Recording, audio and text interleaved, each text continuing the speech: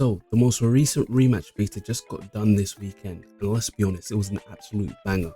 Embarrassingly, I played a whole 29 hours straight with my community on Twitch. And with all the people we played with, we were able to hit a solid plat 1 by the end of the beta. Rematch is that perfect mix between Blue Lock and, I'm not sure if you remember, Galactic Football from back in the day. And that was reflected with the insane player numbers coming out on the Steam charts, with a peak of 138,000 on just the beta weekend, showing if it releases pretty soon, it will have a solid player base behind it. Player count aside, the hype was there. Everyone from iShow Speed to Afro Senju was playing this game all weekend. And this goes to show Rematch is exactly what we need in the gaming space with its current climate. Over the past decade, we really haven't had a super solid arcade multiplayer game, especially in the sports genre. Games like Valorant and Overwatch have this really high barrier to entry in terms of skill level, and games like League of Legends and Rainbow Six Siege have this huge learning curve before you can really enjoy the game. Even Fortnite, which had a huge surge in the late 2010s, went from this hub game that you could get together and play with your friends into this super sweaty mansion building game, which you needed about 300 APM just to play the game at its basic level. And in the space of arcade games, we've had Mario Kart for so long, it's been played into oblivion, but luckily we're getting an update for that. And games like Rocket League are coming up to their 10-year anniversary, and that's where Rematch comes in. It's a fresh new take on the football genre that brings in elements from old FIFA career mode, if you remember that. Also with the crazy antics you got from Rocket League when it first came out. It really sits in that pocket and has a great mix of that casual fun, but still rewards individual skill. And even your worst player on your team still has the ability to be a decent defender or a keeper. Like, say if you're not great at 1v1s, just make passing your thing. A well-timed pass or a great through ball can actually make more of a difference when it comes to getting that ball in the back of the net. Now, since the last weekend, we do have talks of a beta coming in May, but the exact date hasn't really been decided yet. And that means we still have to wait an extra month after that to get the full release on June 16th. And that time difference is my only main issue with the development of this game. Back in 2020, Valorant released this beta.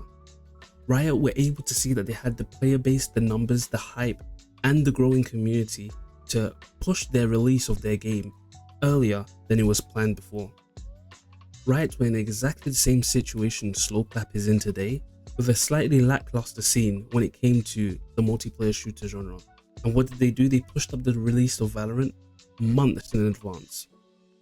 And honestly, Slowclap should do exactly the same.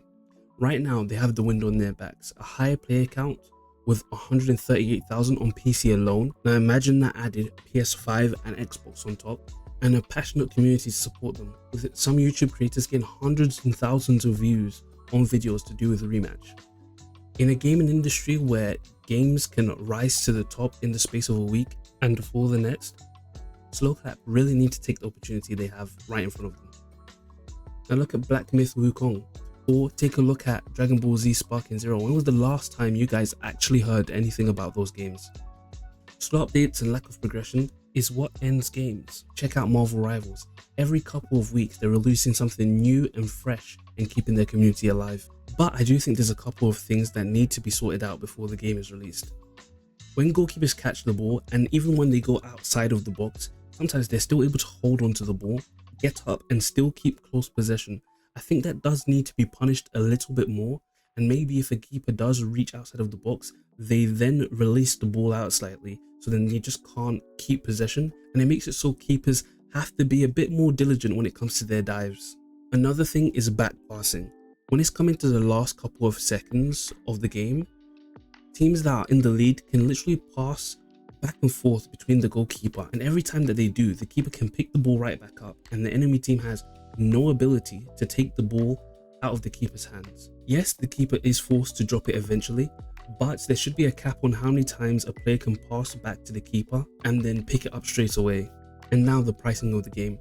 In the UK, Rematch is coming to about £21, and in the US and EU, I think it's going to be about $25 or euros. I don't think that's too expensive, but if I'm honest, I do think that this game should be free to play. Honestly, I don't mind if the game microtransactions are through the roof in terms of cosmetics, because the base game is just so fun to play, and creating that monetary barrier to entry honestly just kills their potential numbers that they could have in the future.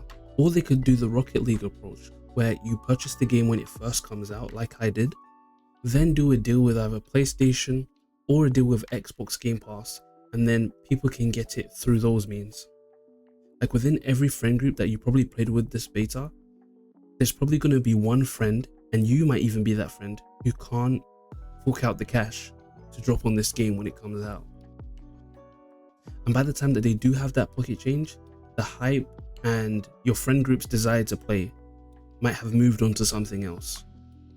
The time that they're taking to release the game and the hurdle of a financial barrier only just acts as limiters to their potential success in the future. And I think this game is too good to let time and money be the reason why it's not successful. To be honest, I just want to play more. But let me know what you think about it in the comments below. Are they taking too long to release the game? Is the game balanced right now? And how do you feel about that price tag coming in on full release? Just to let you know, we are doing a little community tournament during the next beta. So join the Discord if you're interested. It's going to be a small one, maybe 8 teams. If we do make it bigger, maybe 16 teams. The prizes are going to be Steam gift cards. Nothing too crazy, maybe $10 for each person, because you know I'm not balling. Yeah, but yeah, just trying to do a little something as the community grows. Yeah, other than that, just do all that YouTube stuff, like and subscribe if you enjoyed the video, and I'll see you next time. Take care. Peace.